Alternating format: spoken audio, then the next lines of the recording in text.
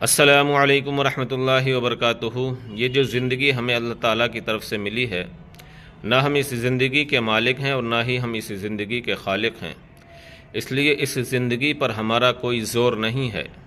تو زندگی ہمیں رب کے فرمان کے اور حکم کے مطابق گزارنی چاہیے، کیونکہ اگر ہم زندگی کے مالک ہوتے تو کوئی بھی اپنے آپ کو بیمار نہیں کرتا۔ کون چاہتا ہے کہ وہ بیمار ہو جائے؟ اگر ہم اس زندگی کے خالق ہوتے تو کوئی انسان یہ نہیں چاہتا کہ وہ مرے، ہمیشہ ہمیشہ زندہ رہتا۔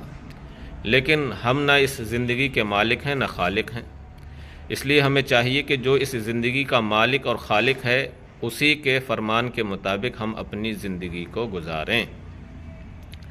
آج کا سوال یہ ہے کہ وہ کون سا دن ہے جس دن میں ایک ایسی گھڑی ہے کہ جو مانگو وہ ملتا ہے۔